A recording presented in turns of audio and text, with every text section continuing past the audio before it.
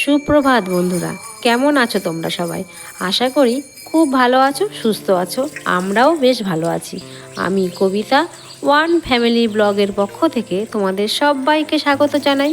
আজ সকালে চারিদিকটা নীল আকাশে ভরা, চকচকে ঝকঝকে সুন্দর একটা সকাল। এখন বাজে ঘড়ির কাঁটায় সকাল 7টা।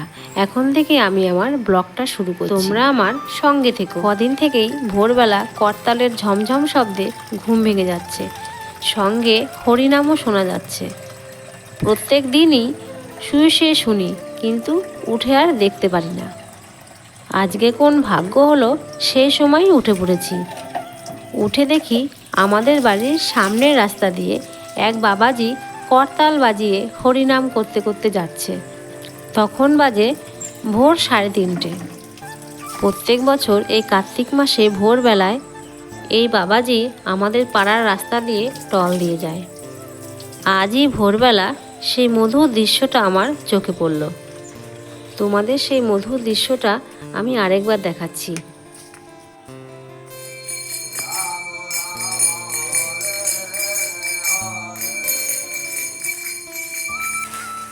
তোমাদের সঙ্গে গল্প করতে করতে বন্ধুরা আমার সব বাসি কাজকর্ম সারা হয়ে গেছে। তোমাদের দাদাভাই রাতেই মেরি বিস্কুটের প্যাকেটটা কিনে এনেছিল, তা আমি এখন কৌটোটার মধ্যে ভরে নিচ্ছি। এই দেখো, এই কৌটোটা সেদিন তো কিনে নিয়ে আসলাম, তা বেশ ভালোই হয়েছে। 1 প্যাকেট বিস্কুট আমার এই কৌটোর মধ্যে কিন্তু ধরে যাচ্ছে।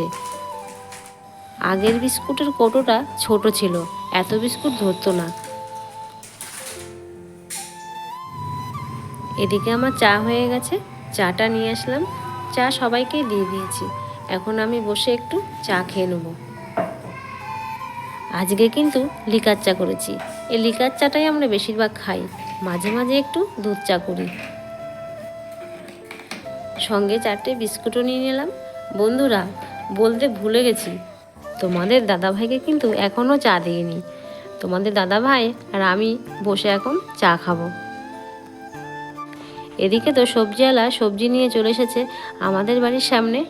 পাড়ারই এক ভাই, তার কাছ থেকেই কিছু সবজি নিয়ে নেব সকালে রান্নাবান্নার জন্য। একদম টাটকা সবজি, দেখতে খুব ভালো লাগছে। এখান থেকে কিছু সবজি নিয়ে নেব। এখান থেকে কিছু বেগুন নিলাম, কিছু আলু নিলাম, আর টমেটো, কাঁচা লঙ্কা আর ধনেপাতা নিয়ে নিলাম।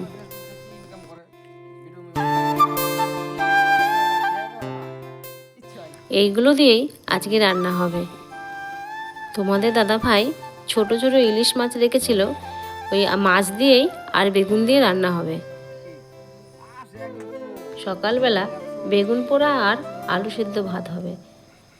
এখানে কিন্তু অনেক রকমের সবজি আছে। খুব সকাল সকাল সবজি নিয়ে চলে আসে আমাদের এইখানে। বেগুনটাকে আমি কয়েকটা ফুটো করে নিয়েছি। তারপরে ওভেনটা জ্বালিয়ে আমি বেগুনটা পুড়িয়ে নেব। কাঠের উনানে বেগুন পোড়ালে সব থেকে ভালো হয়।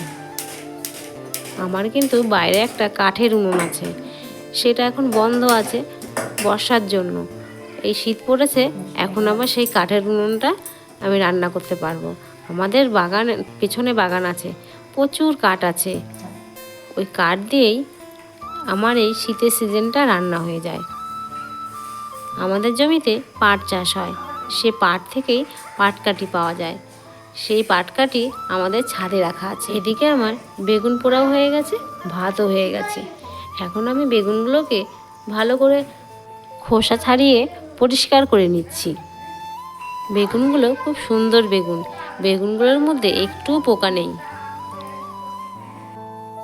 বন্ধুরা, 2টো বেগুন পুড়িয়েছিলাম, 2টো বেগুন আমি ছুলে নিয়েছি। এখন আমি পেঁয়াজ কুচি আর শুকনো লঙ্কা ভাজা আর একটু ধনেপাতা দিয়ে আর একটু সর্ষের তেল দিয়ে ভালো করে ডলে বেগুনটাকে মাখিয়ে নেব।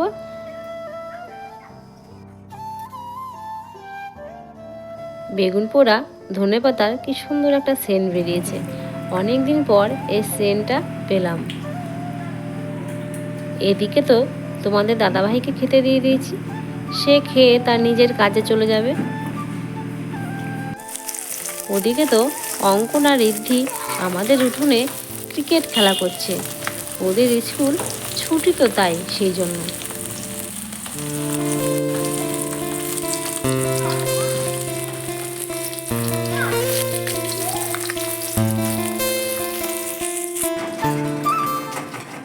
এদিকে তো আমার সকালের খাওয়া দাওয়া সব বাড়ি হয়ে গেছে। একটু থালা বাসনগুলো ধুয়ে আমি স্নান করে ঠাকুরকে পুজো দিয়ে চলে এসেছি রান্নাঘরে। প্রথমে আমি ডাল রান্না করে নেব। মুসুরির ডাল টমেটো দিয়ে রান্না করেছি। তারপরে আমি কয়েকটা বেগুন ভেজে নিলাম, আর আলু দিয়ে উচ্ছে দিয়ে ভেজেছিলাম। এখন কড়াইতে তেল গরম হয়ে গেছে, মাছগুলো আমি সব ভেজে নেব। মাছগুলো বাড়ির সামনে থেকেই রেখেছি। এক কাকা নিয়ে এসেছিল মাছ, সে তার কাছ থেকেই মাছগুলো রেখেছি। এইগুলো কিন্তু খোকা ইলিশ মাছ। মাছওয়ালা বলে খোকা ইলিশ, তা আমরাও বলি খোকা ইলিশ মাছ। আমার ছেলে কিন্তু এই মাছ খেতে পারবে না, খুব কাটা। তা মাছগুলো তো আমার সব ভাজা হয়ে গেছে। এবার আমি আলু দিয়ে বেগুন দিয়ে পাতলা করে মাছের ঝোল করব। এরপর আমি তেলের উপরে শুকনো লঙ্কা আর কালো জিরে ফোড়ন দিয়ে দিলাম। তারপরে কেটে রাখা আলু বেগুনগুলো আমি ভালো করে ভেজে নেব।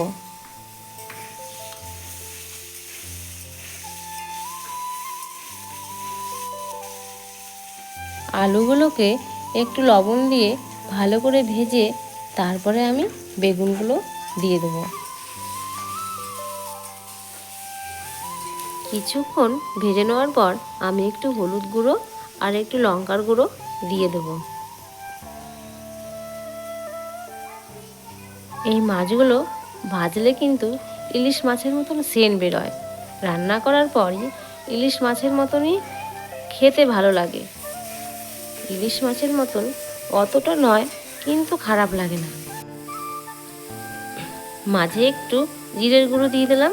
তারপরে ভালো করে কষিয়ে আমি জল দিয়ে দেব।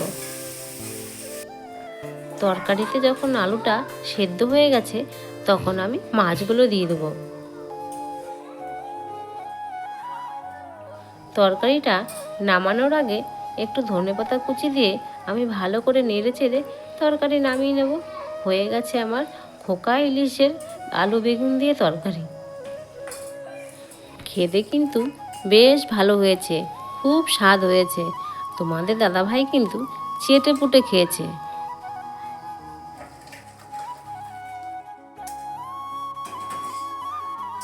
তরকারির কালারটা কিন্তু বেশ সুন্দর হয়েছে, দেখতে কিন্তু খুব ভালো হয়েছে। তারপরে আউশ ধান কোন দিতে হয়? আউশ ধান বর্ষায় দিতে হয়। এখানে বর্ষায় অন্ধকারে চলাফেরা করা ভালো না কেন? কেননা পদঘাট পিছল থাকে এবং সাপের ভয় থাকে বলে বর্ষাকালে অন্ধকারে চলাফেরা করা ভয়। তাল থেকে তৈরি কোন কোন খাবার তোমার প্রিয়? তাল থেকে তৈরি আমার তালের পিঠে, তালের বড়া, তালের লুচি। হাতটা দে। বন্ধুরা, ওর তো প্রচন্ড ঠান্ডা লেগেছে, পড়তে পারছে না। পড়তে পড়তে মানে কাশি শুরু হয়ে গেছে, দিয়ে আর নাকও বন্ধ হয়ে যাচ্ছে। দিয়ে তো হাতে একটু ভালো করে তেলটা একটু গরম করে হাত পায়ে মালিশ করে দিচ্ছি। কারণ এই ভোরবেলা ও মাঠে যাচ্ছে একটু হাঁটাহাঁটি করতে, তাতে কুয়াশাটা নতুন নতুন কুয়াশা পড়ছে, সেই কুয়াশাগুলো নাকে যাচ্ছে, ওর জন্য না ঠান্ডাটা লেগে যাচ্ছে। এখন এই কাশতে কাশতে কাশতে করতেই পারবো না, তাই ভাবছি একটু হাত পায়ে তেল দিয়ে দিচ্ছি, দেবো, পায়েও দিয়ে দিচ্ছি। কারণ ঠান্ডাটা জানেন তো, ওর একদম ঠান্ডা ছাড়ছেই না। ঠান্ডা নাকের ড্রপ তো ওকে কন্টিনিউ দিতেই হচ্ছে, ডাক্তারের ওষুধ খাচ্ছে, তবু মানে ঠান্ডাটা ঠিক মতো সারছে না।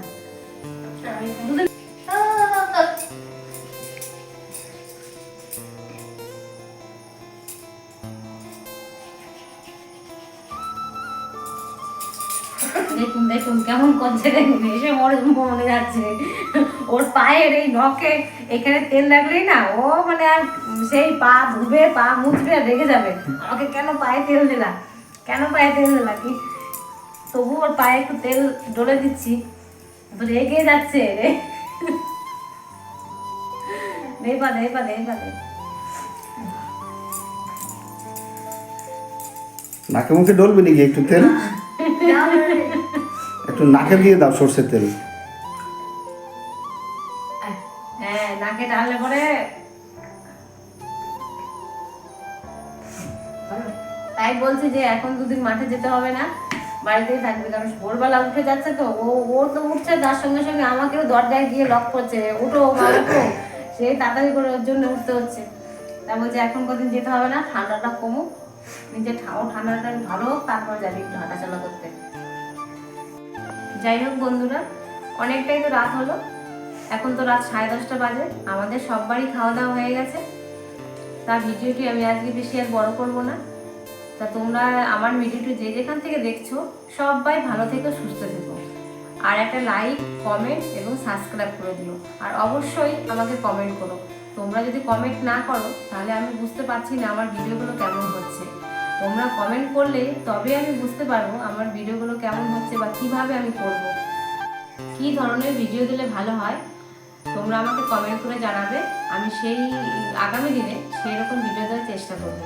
তা তোমরা সবাই ভালো থেকো, গুড নাইট।